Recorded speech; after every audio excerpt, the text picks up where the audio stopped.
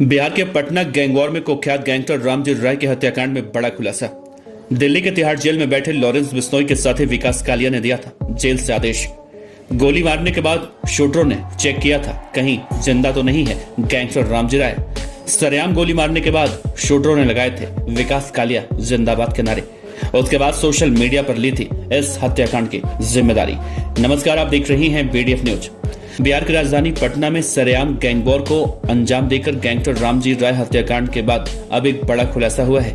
खुलासा हुआ कि दिल्ली के तिहाड़ जेल में बैठे गैंगस्टर विकास झा उर्फ कालिया, जिसे लॉरेंस बिश्नोई का साथी कहा जाता है, उसी ने तिहाड़ जेल से इशारा किया था। तभी शूटरों ने गैंगस्टर रामजी राय की सरेआम हत्या की थी। अब इस पूरे मामले की सीसीटीवी फुटेज निकलकर सामने आई है, जिसमें दिखाई दे रहा है कि गैंगस्टर ने रामजी राय की हत्या करने के बाद किस तरह से उसकी लाश को चेक किया था कि वो मरा है या फिर जिंदा। उसके बाद विकास कालिया के नारे लगाते हुए शूटर एक मोटरसाइकिल पर बैठकर फरार हो गए थे। पूरी कहानी आपको बताएं तो पटना के दानापुर में शुक्रवार को अपराधियों ने गैंगस्टर रामजी राय की गोली मारकर हत्या कर दी थी। सीसीटीवी में इस हत्याकांड की वारदात कैद हुई है। इसमें दिखाई दे रहा है कि रामजी बुलेट पर पीछे हेलमेट लगाकर बैठे हैं। थोड़ी ही देर में पीछे से दूसरी बाइक पर 3 लोग आते हैं। रामजी की बुलेट के पैरेलल बाइक चलाते हुए गोलियां मारते हैं। गोली लगते ही गैंगस्टर रामजी बाइक से गिर जाता है। इसके बाद अपराधी चेक करते हैं वो जिंदा है या नहीं। इस हत्याकांड की जिम्मेदारी विकास झा उर्फ कालिया गैंग ने ली है। लोगों ने कहा कि वारदात के वक्त भागते समय अपराधियों ने कालिया गैंग के समर्थन में नारेबाजी भी की थी। जहां रामजी को गोली मारी गई है वहां से पुलिस चौकी महज 300 मीटर की दूरी पर है। मरने वाले गैंगस्टर रामजी राय पर हत्या, रंगदारी और लूट के कुल 12 मामले दर्ज थे। इनमें से बिहार के सीतामढ़ी के कल्याण पदाधिकारी की हत्या का आरोप भी शामिल है। रामजी लोकसभा चुनाव में देवेंद्र चंद्र ठाकुर के साथ भी देखा गया था। दरअसल जिस जगह गैंगस्टर की गोली मारकर हत्या की गई है वो जगह यानी दानापुर पूर्व मंत्री इलियास हुसैन के घर के पास का इलाका है। गैंगस्टर विकास झा उर्फ कालिया ने इस हत्याकांड की जिम्मेदारी लेते हुए साफ तौर से कहा है, विकास झा जिंदाबाद, मैं प्रवक्ता राजा कुख्यात गैंगस्टर रामजी राय की हत्या की जिम्मेदारी लेता हूं। उसके आतंक को खत्म करने के लिए ही इस घटना को अंजाम दिया गया है।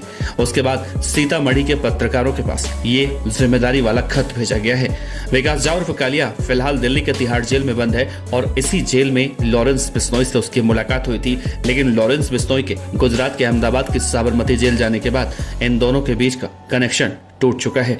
मरने वाले गैंगस्टर के बारे में कहा जाता है कि ये सीतामढ़ी के विश्वनाथपुर का रहने वाला था। इस गैंगस्टर ने 22 जनवरी को इसी साल शादी की थी। घटनास्थल पर 4 खोखे भी बरामद हुए हैं। कहा जा रहा है कि रामजी राय गाड़ी की सर्विसिंग के लिए सगुना मोड़ आया था। गैरेज में गाड़ी लगाकर बाइक से एक युवक के साथ गोला रोड की तरफ जा रहा था। इसी बीच 3 बाइक सवार अपराधियों ने पूर्व मंत्री के घर के पास नया टोला मोड़ पर ताबड़तोड़ फायरिंग शुरू कर दी। गोली सबसे पहले गैंगस्टर के हेलमेट पर लगी, जिसके बाद वो नीचे गिर गया। फिर अपराधियों ने सिर में गोली मारी, जिससे कि उसकी मौके पर ही मौत हो गई। वारदात के बाद शूटर हथियार लहराते हुए फरार हो गए। इसी बीच मरने वाले गैंगस्टर के साथ जो युवक था वो भी वहां से भाग निकला। पुलिस ने पर्स में मिले नंबर पर कॉल कर उसके परिवार वालों को घटना की सूचना दी है। जानकारी मिलते ही परिवार वाले दानापुर अनुमंडलीय अस्पताल पहुंचे। उसके भाई ने कहा कि मेरे भाई की शादी इसी साल 22 जनवरी को हुई थी। 4-5 दिन पहले ही सीतामढ़ी से वो पटना आया था। ठेकेदारी का काम करता है और आज सुबह ही बोरिंग रोड स्थित अपनी बहन के घर से 4 व्हीलर लेकर भतीजी का रिपोर्ट लेने सगुना मोड़ गया था। वहाँ क्या हुआ घर वालों को कुछ भी नहीं पता। कुख्यात अपराधी संतोष झा के बाद पुलिस के लिस्ट में दूसरे नंबर पर शामिल रह चुके रामजी राय पर हत्या और अपहरण के कुल 12 संगीन मामले दर्ज हैं। रामजी राय जुर्म की दुनिया में मुटकटवा के नाम से जाना जाता है। साल 2018 में चाइल्ड किलर के नाम से अपराध की दुनिया में एंट्री मारने वाले रामजी की दरिंदगी का अंदाजा इसी बात से लगाया जा सकता है, उसने साइड नहीं देने पर ओवरटेक कर दो और आम लोगों की गोली मारकर खोपड़ी उड़ा दी थी। रामजी की आपराधिक पृष्ठभूमि पर अगर नजर डाली जाए तो साल 2008 में उसने डुमरा थाना इलाके के सिमरा गाँव के रहने वाले भोला शाह की नाती का किडनैप किया। फिरौती की रकम नहीं मिली, जिसके बाद उसकी गर्दन काटकर उसकी हत्या कर दी। उसके बाद रसलपुर गाँव के रहने वाले राजीव कुमार और खुशबू देवी के बेटे अमनदीप का किडनैप किया। फिरौती की रकम नहीं मिली तो उसकी भी हत्या कर दी। दोनों की हत्या करने के बाद शव को दफना दिया। बाद में अमनदीप के पिता राजीव की भी हत्या कर दी गई।